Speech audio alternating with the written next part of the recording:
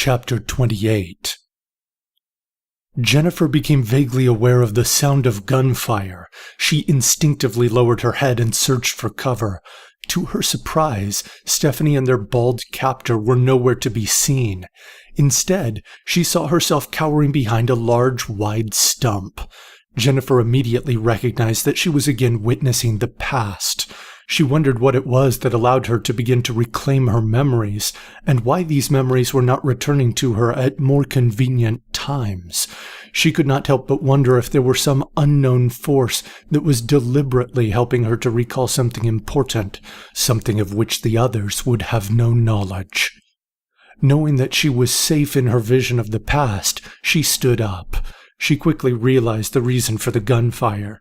There were hundreds of corpses approaching them. She looked back to see the ruins of a barn. Chunks of wall were missing, and the parts that had not rotted away were covered with chipping, faded red paint. Partially rotted rail fences surrounded the barn, but they provided no cover from the approaching army of cadavers. She looked around her other self and realized that she was not alone. Erica Lawrence fired a large rifle from behind a wide tree, and Peter Kingsley stood nearby firing a pair of handguns. She also noticed another man that she did not immediately recognize. The three of them looked very confident and courageous as they fought. She looked back at her other self and found a stark contrast in her appearance. "Are you okay?" came a voice from behind her. She whirled around to see Drew Baker carrying a pump-action shotgun approaching her other self. "Drew!" cried Jennifer's other self in a panic. "What are these things? Why are they attacking us? I've heard about hordes of corpses in Africa that obey some kind of necromancer," shouted Drew as he got up and fired a blast toward a cluster of corpses.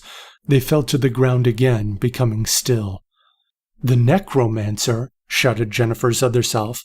"Of course, it's Catherine Page." "Catherine who?" shouted Drew. "She's the necromancer," shouted Jennifer's other self. Jennifer thought it was strange that Drew was not using his divine key. It was clearly hanging on a chain about his neck. She tilted her head in confusion. "Is she associated with that psycho that thinks he's Emperor of Earth?" shouted Drew. "Yes, she is with David Sawyer," answered Jennifer's other self. Jennifer raised an eyebrow in surprise as the memories of David Sawyer's bold attempt to conquer the world from a distant land called Asia returned to her mind. After centuries of being dormant and forgotten, they had emerged again for some unknown reason. Drew fired another blast and returned to the cover of the stump. The sound of bullets striking the barn behind them forced them to focus on the danger of their circumstances. "I don't have enough ammunition," shouted Drew as he jammed several more shells into his gun. "What will happen?" shouted Jennifer's other self in fear. "It would really help if you could tell us how to use these keys," shouted Drew as he held up his mirrored key. Jennifer gasped as gunfire continued to echo from all around them. This was what had happened when Erica had used her key to guide them to find Heaven's sword and Heaven's shield. The corpses all around had suddenly sprung back to life and had begun attacking them. "No!" shrieked the men from near Erica. Jennifer, her other self, and Drew spun around to see Erica lying on the ground. "Erica!" shouted Drew. "No, no, no, no!" shrieked the unknown man. "That's not helping, Joshua!" shouted Drew. Jennifer gasped. It was Joshua Beckman, and he believed that Erica had just been killed. "Shut up, Drew!" shrieked Joshua as tears ran down his face. Jennifer's other self cowered behind the stump in terror as Drew and Joshua began shouting at one another. "Stop," said Peter in a low but clear voice. The other men stopped their argument. Peter's eyes began glowing brightly as he gripped his key. "We have not been guided to these divine keys to be stopped before we get started."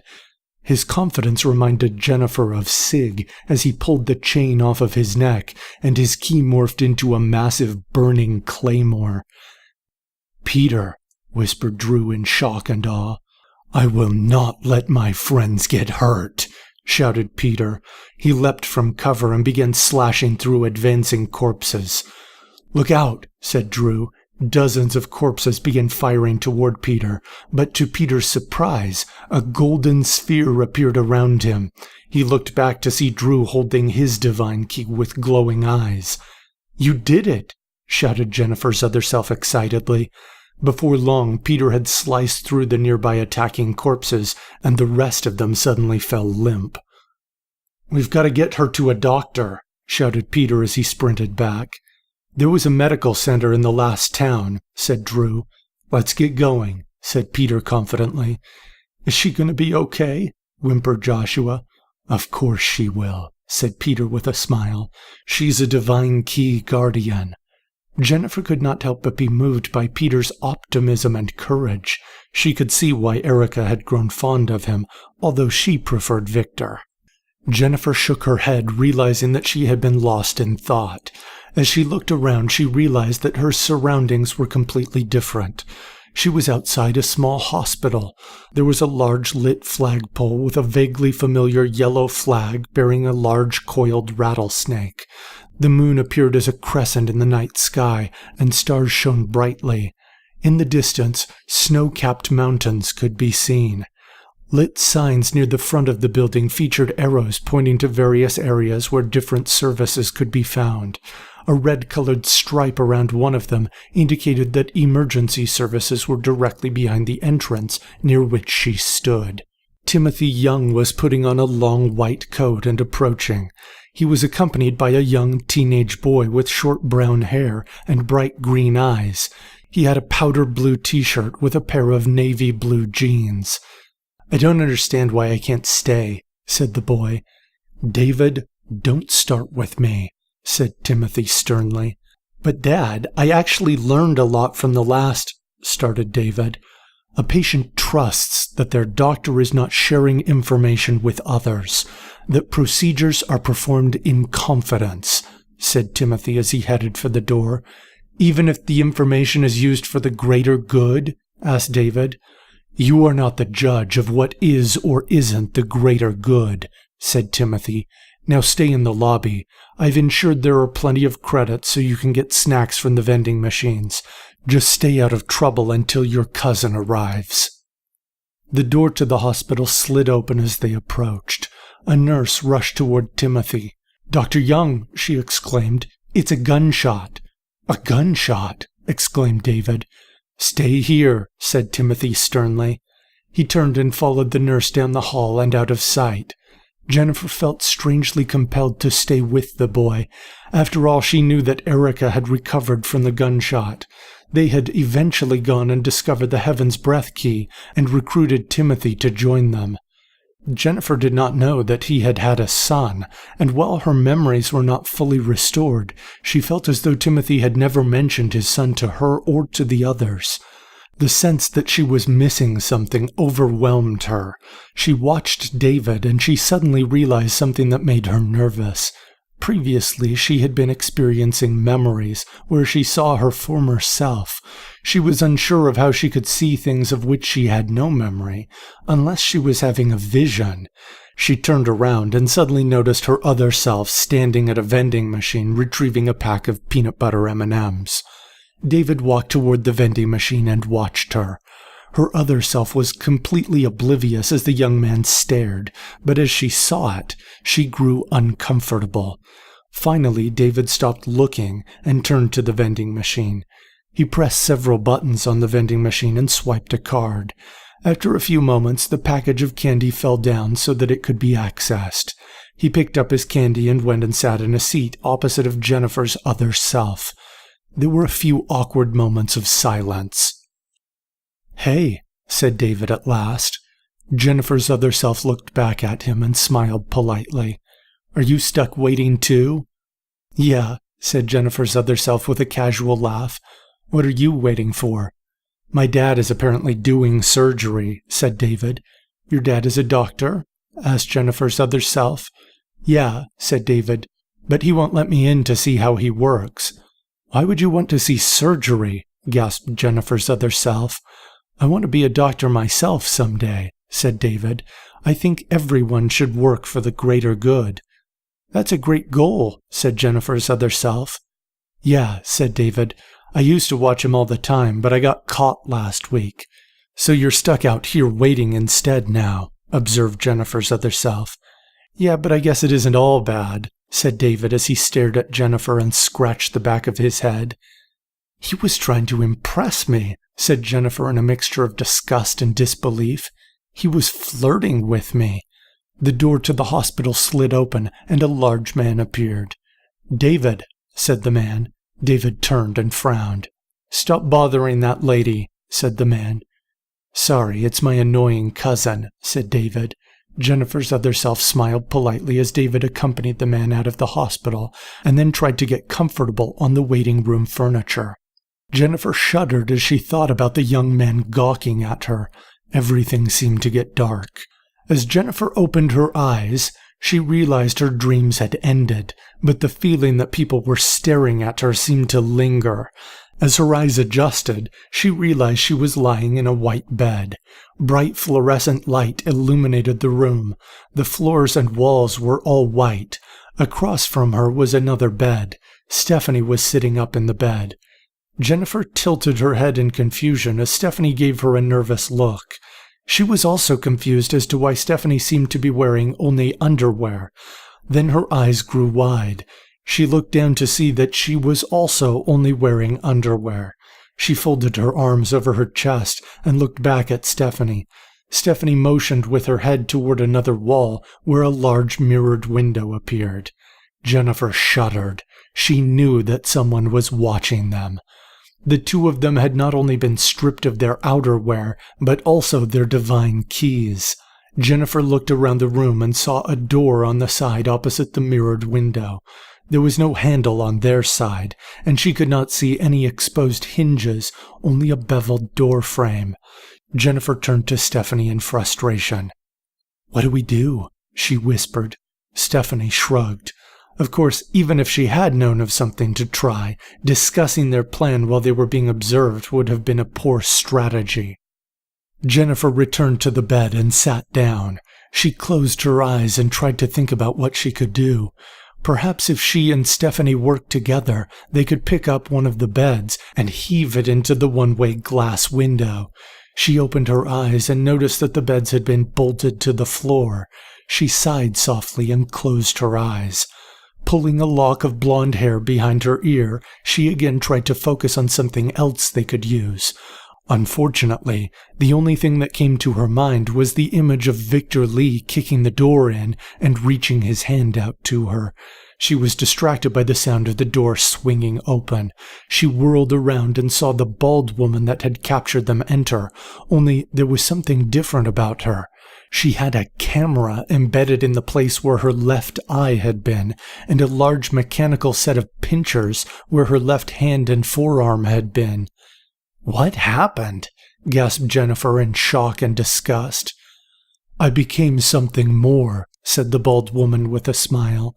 Her voice was filled with pride, like a bride in a beautiful white dress, only instead of a flattering outfit, she had machines woven into her flesh.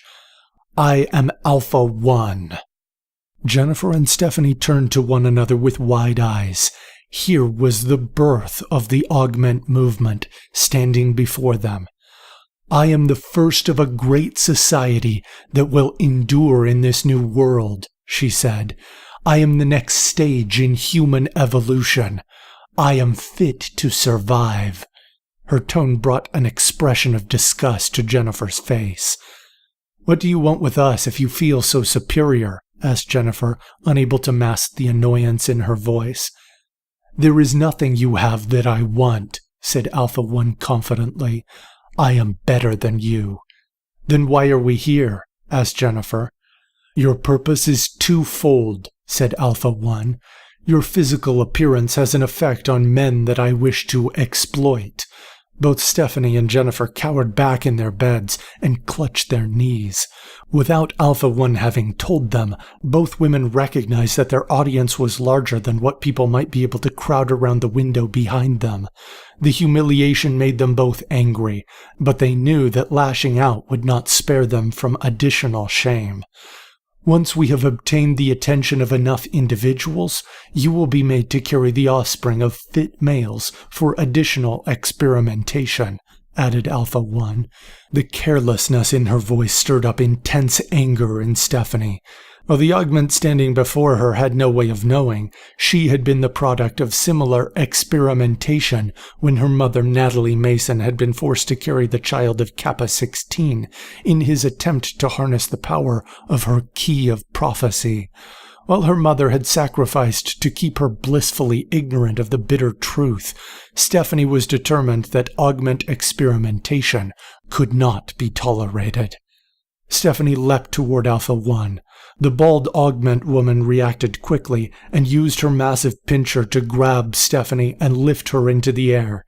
Jennifer rushed up to try to free Stephanie from the grip of Alpha One's powerful pinchers. "Stop it!" screamed Jennifer as she yanked on one of the claws, throwing all her weight backwards in a vain attempt to pry Stephanie free. Alpha One smiled and swung Stephanie toward Jennifer like a club.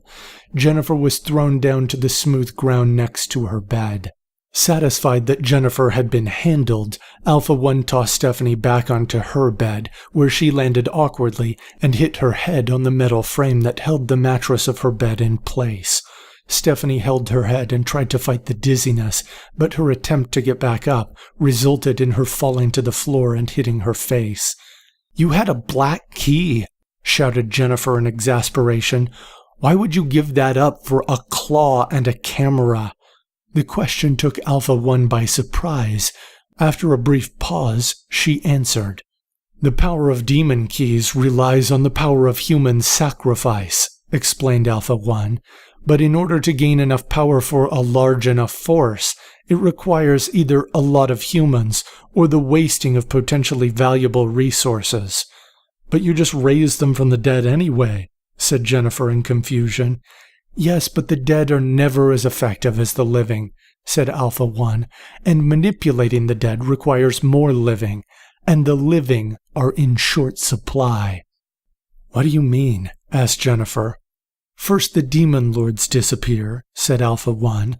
"Then the sleeping sickness sweeps the FSA.